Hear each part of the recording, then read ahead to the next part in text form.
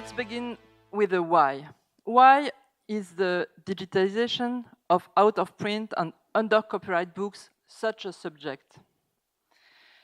It's the only category of books that neither libraries nor publishing companies are in capacity to digitize. They are not in the public domain yet.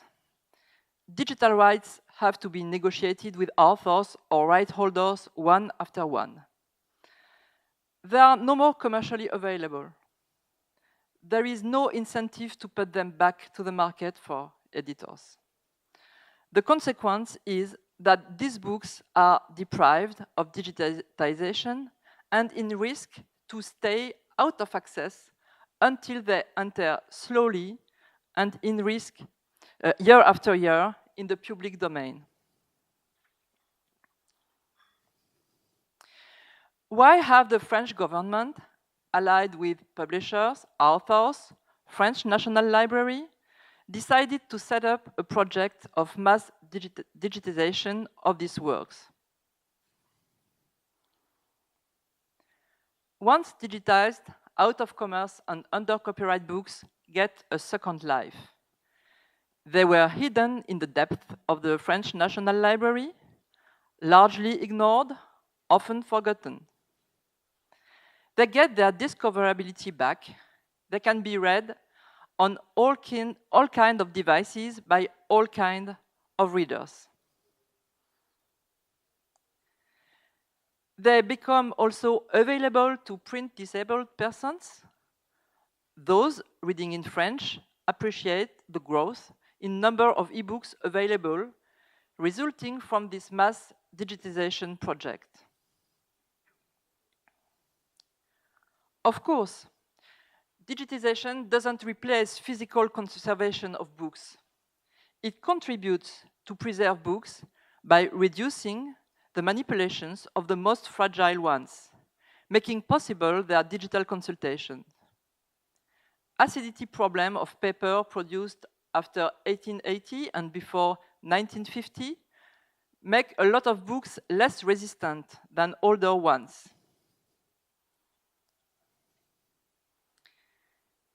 We can trace the spread of the influence of a particular thinker by running searches across many books that might mention him. Linguists can discover the origins of concepts and principles or learn new things about usage patterns over time. In the French model I will describe you, books are made commercially available again. It means that authors and right holders whose books are sold get money. The first step of this project was to pass a law to allow out-of-commerce books to be more easily digitized. What is in this law? Each year, a list of works that are candidates to enter in collective rights management is published. During 6 months, authors and publishers can easily opt out, and their books are pulled out of the list. All the books that remain on the list after this 6 months period enter in collective rights management. The CMO managing these rights is named Sophia. Authors can pull their books out of the process at any time, even after 6 months' time, even when their books has been digitized and are available again to the public. At any time, they can opt out. Sophia provides licenses to any company that projects to digitize and republish the book. Publishers of the original printed edition have a priority right to get licenses.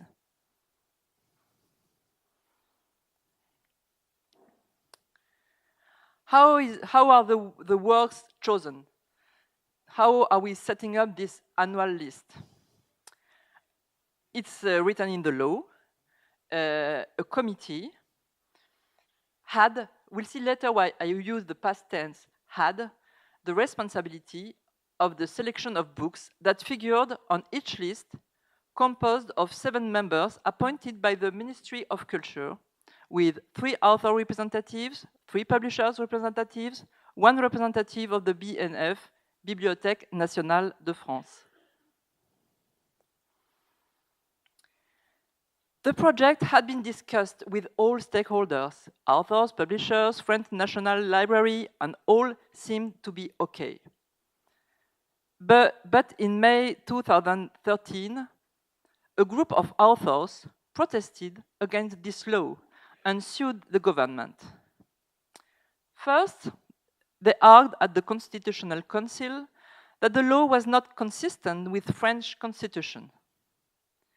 Constitutional Council validated the constitutionality of the law, the conditions under which copyright holders enjoy their intellectual property rights over these works does not hurt these rights a disproportionate way in relation to the objective pursued. So it was validated. But it was not the end of the process, because same authors argued at the State Council that the application decree was forming a new copyright exception, not included in the list of copyright exceptions of the European Union Copyright Directive.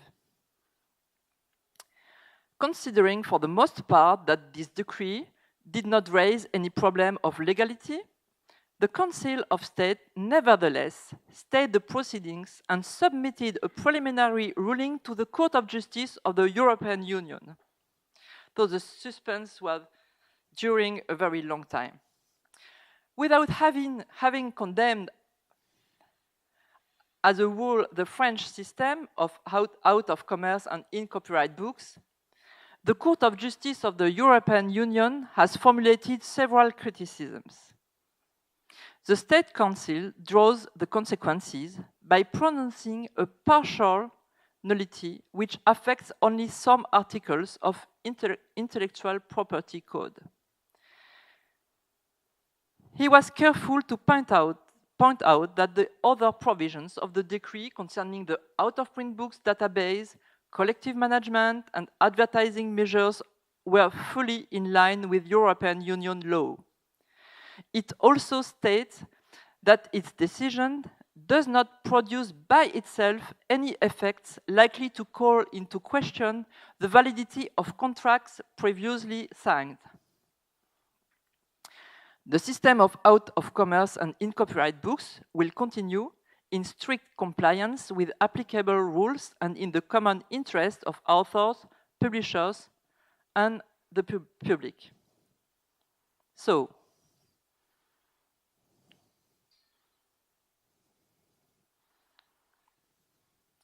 paraphrasing Mark Twain, writing to Reuters after the agency announced his death, I'd like to say that the reports of the Relire project's death are greatly exaggerated. Effectively, Relire Registry at the BNF is still online and maintained by the BNF, but this decision has consequences. There is no more new entry in this registry, no more new list. But where are we and what can we do now? More than 200,000 works are now in collective rights management, more than 160,000 have been licensed, part in exclusive license, other part with a non-exclusive one, but without any retroactivity, and today a catalog of 30,000 ebooks, there is still a lot of work for those involved in this project.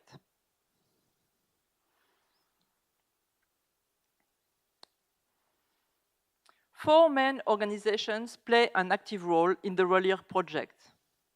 First, BNF, Bibliothèque Nationale de France, French National Library. BNF manages the Relire Registry, where lists of work were published each year. Printed books that are stored in the BNF reserves are needed to realize the digitization, of course. With its indisputable know-how, BNF is a key player in digitization, in charge of scanning the books and deliver JPEG files. Second player, SOFIA.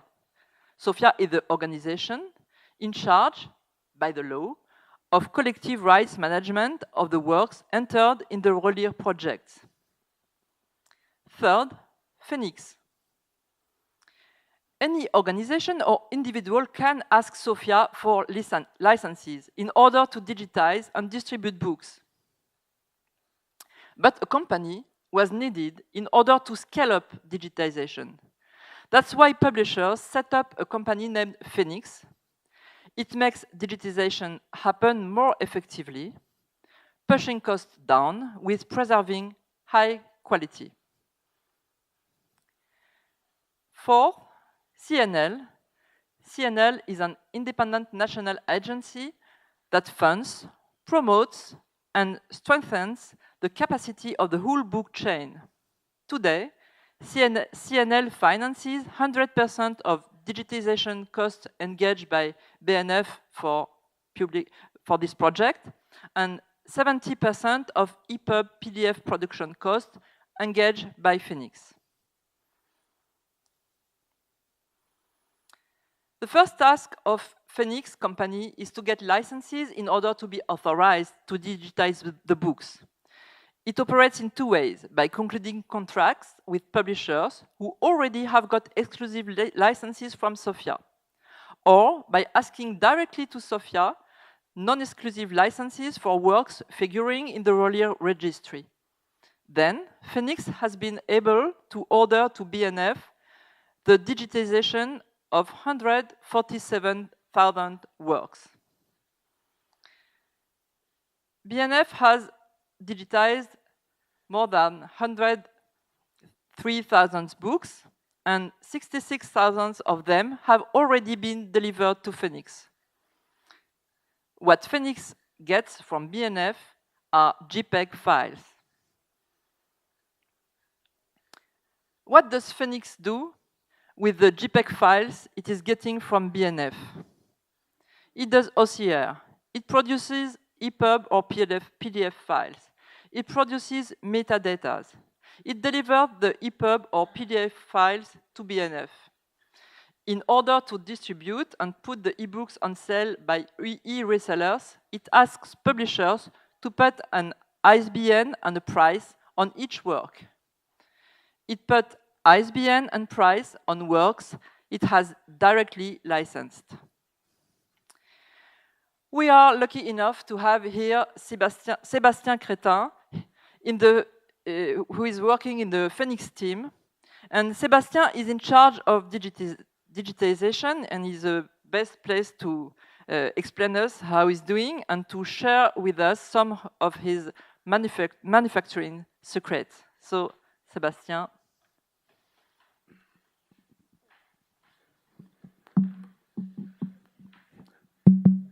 Thank you, Virginie. Good afternoon. Such a pleasure to be here. Such interesting presentation since yesterday. So I'm very glad. As you have just seen and heard from Virginie, FeniXX has to handle an impressive digitization program, one of the largest in French digital publishing history. Quite often, mass production of ebooks is not synonymous with high-quality production. But we have tried to set our workflows to ensure a satisfactory reading experience. So, what have we done to maintain the quality of our EPUBs?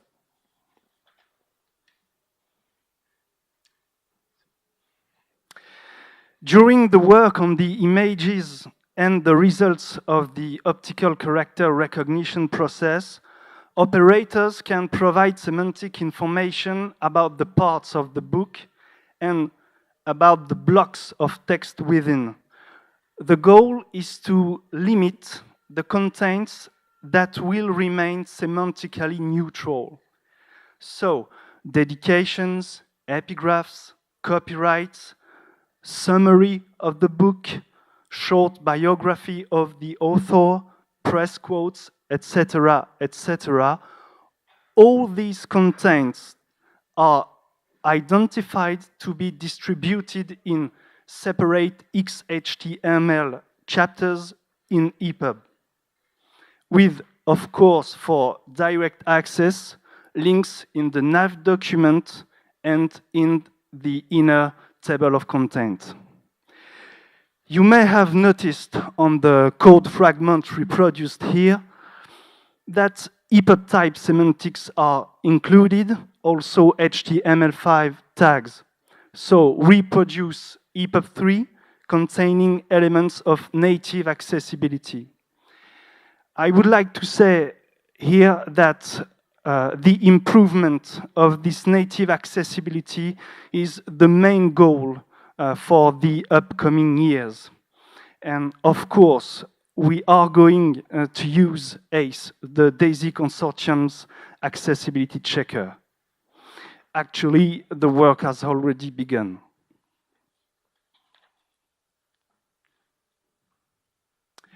About metadata now, which are of prime importance for the commercialization of such a backlist. Their production is a two-stage process.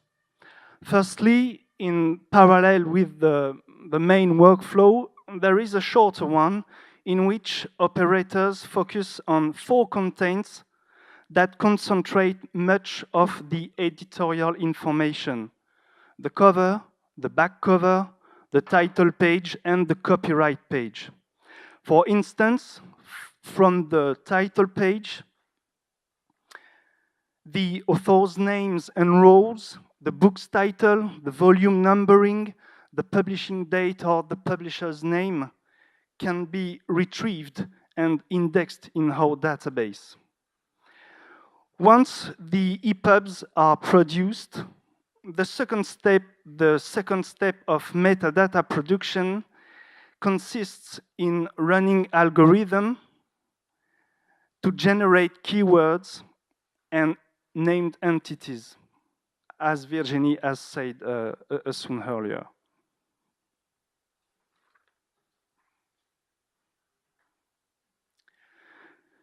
In each EPUB, chapters are put in a sequence that is adapted to digital reading.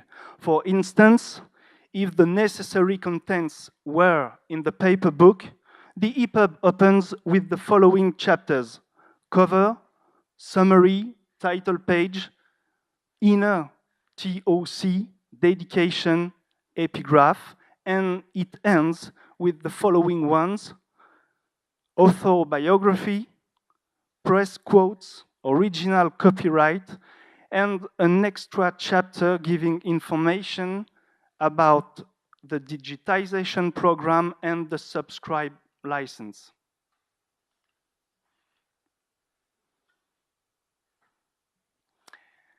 The paper books come from the collection of the French National Library, and quite often they have unwritten marks made by the library staff or by the readers, because the books are available on request in the reading rooms. Some of these marks generate parasitic images, parasitic characters in text, or unwanted style as underline. Most of them are removed during the process, and we have developed our own correction tools for the remaining ones that are reported by readers or EPUB stores. More broadly, we ensure that our EPUB keep a kind of visual harmony. The vertical layout is exclusively managed by a common CSS. We don't reproduce the vertical spaces within the paper books.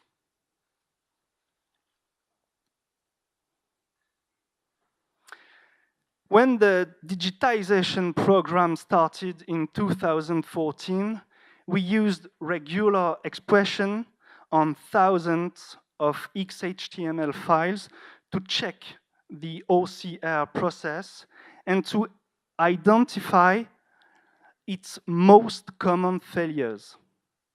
All these tests led to the setting of many automatic character strings replacement or transformation.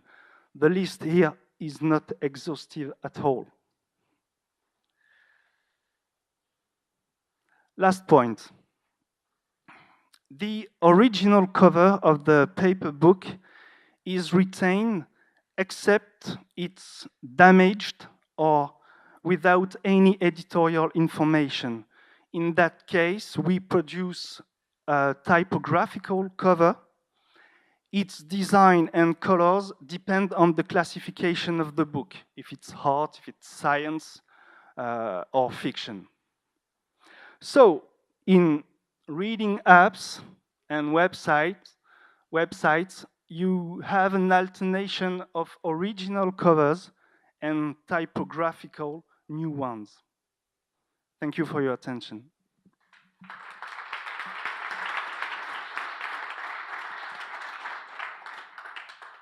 Thank you, Sebastien. How do readers access to works issued from Roller Project? The result of digitization in image mode is quickly available at the BNF Intramuros. E-books can also be discovered on the Gallica platform run by BNF, where you can freely access from everywhere to excerpts of the works with a link to resellers if you want to buy the full work. And the FeniXX catalog is also distributed on more than 80 booksellers, global and local. A selection of the FeniXX catalog enriches the Cairn offer for university libraries, either in streaming or by download, on a dedicated platform. What's the future of this project?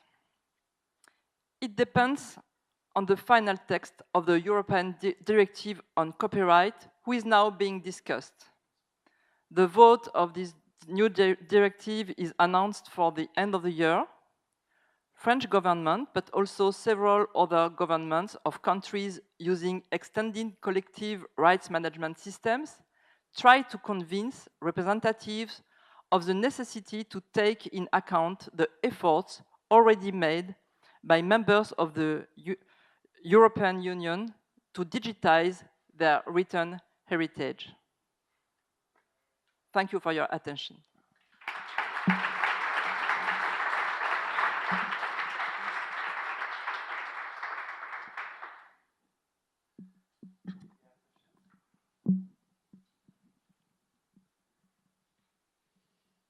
Yes.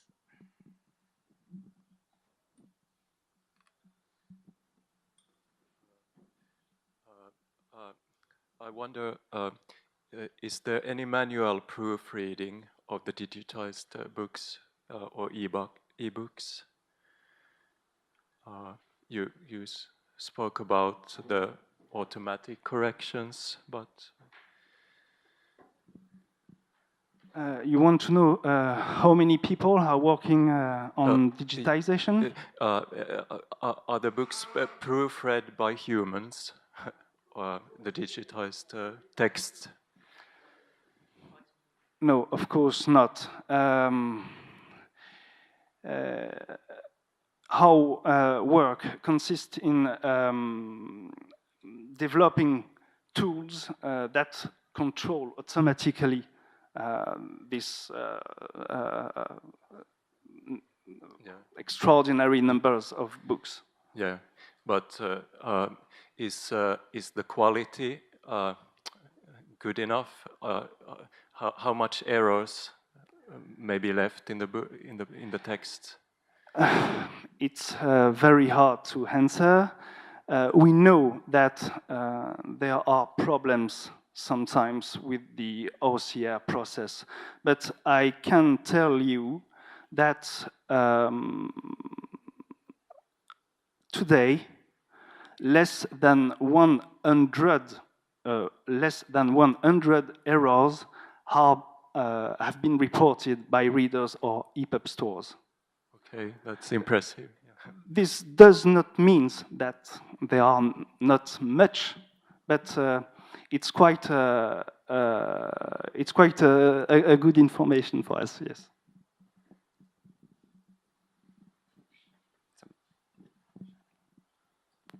No, but I think the question was not just your control once you get the books, but reading the OCR when your provider does the work. And there I think human read some part of it. Oh yes, there are many people controlling and working on the images and the pre-XML and XHTML structuration. Of course, many people are working on that. No other question? Do you know about similar projects in other countries? Exactly similar, no. But in Norway, there is a similar project, but with a tiny catalog because it's not a big publishing country. It's not a lot of people. No, we don't know any project with this size, maybe that's why it was so difficult to build it, and that we have a lot of obstacles to tackle. Well, thank you very much.